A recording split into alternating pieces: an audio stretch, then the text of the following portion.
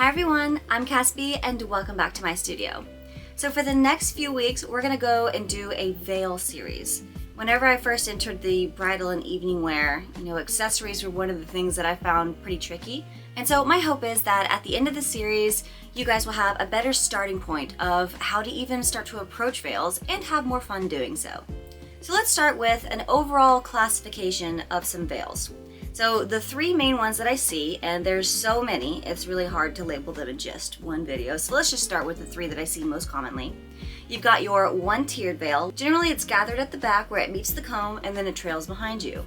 You have your two-tiered veil. Often people refer to it as a blusher veil because it has this bit that comes in the front and then you pull it back traditionally whenever your dad or whoever gives you away to your husband and then trails behind you after that. Sometimes gathered, sometimes not.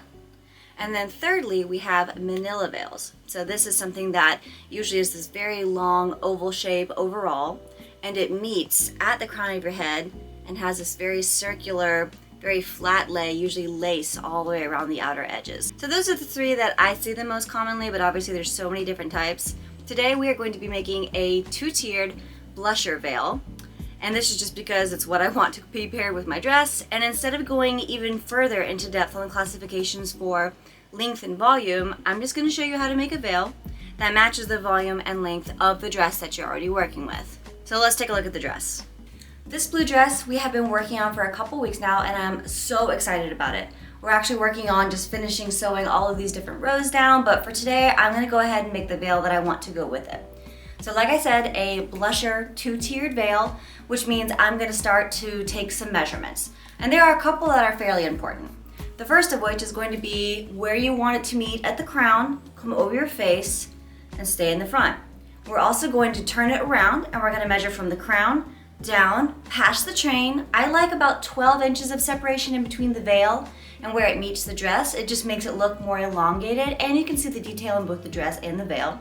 And then we're going to measure the width of the skirt because I like it to cascade around the outer edges as well, as opposed to hanging straight down the back. So let's do that front measurement first. And while we do so, I'm going to go ahead and shout out the shop company. This is actually one of their brand new dress forms. It's fully pinnable and it comes with a head if you want it to do so, which is great, especially if you're making veils. So we have our measurement from the crown. I'm gonna start with 22 because that gives me a little bit of flex if I wanna raise it higher or lower on the crown of her head. And then also, generally speaking for bridal gowns, the measurement here, you want it about at the bust because anything lower, it's a lot of coverage. So if you're looking for something more modest, that's a good option. Otherwise, generally brides are holding flowers about right here. So they come up to here. You don't want your veil hitting and messing up any of your flowers. So that's why that measurement. So 22 from here. Now let's turn it around. And I'm gonna measure from the crown down to the back and then the full width of the material.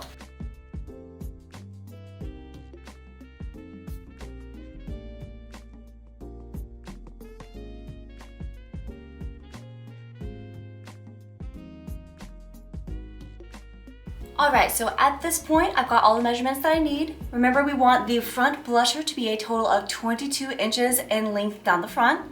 I measured the back, and we want that to be about 110 inches. So that means that the fabric that you're gonna cut is at least 132 inches long. And then the width was just about as long as it was, or as wide as it was long. So we're gonna make it 55 inches times 2 down the back. So first of all, let's roll out our fabric. We're gonna be working with the same light blue material. I like to use extra soft, extra wide Bridal Tulle. This is 100% polyester and it comes from Luxe Tulle. And I usually order bolts of, I think it's 50 yards is what it comes in. So if you're looking for a nice soft bridal tulle, they're a good plug. So let's cut out our fabric and then I'm gonna lay it out on the floor so you can see the shape that we're gonna end up cutting out.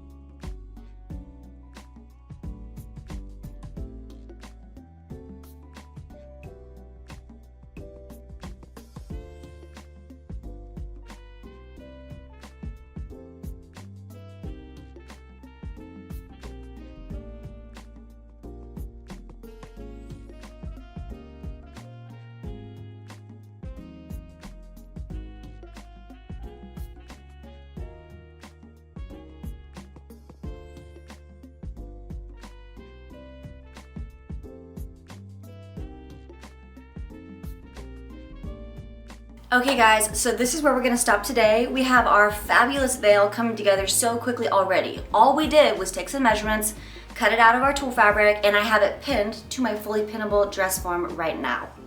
In the next video, you're definitely gonna wanna come back as I show you guys how to apply a little bit of fabric to the end of a veil, or a veil comb rather, so that you can attach this gorgeousness to the comb and it's actually functional. Later, we're also going to be adding some bows onto the train. I think it's going to be a really fun addition to it. I've been seeing this trend a lot coming up it was into 2025 and now into 2026. So we're really excited to finish up this veil, so definitely be back next week, next Friday, for the follow-up video for this. And then we're going to be moving on to the next veil. We're going to be showing you next manila veils and then maybe a little something special after that. Let me know what you guys think about this. Send any kind of thoughts and questions in the comment section below.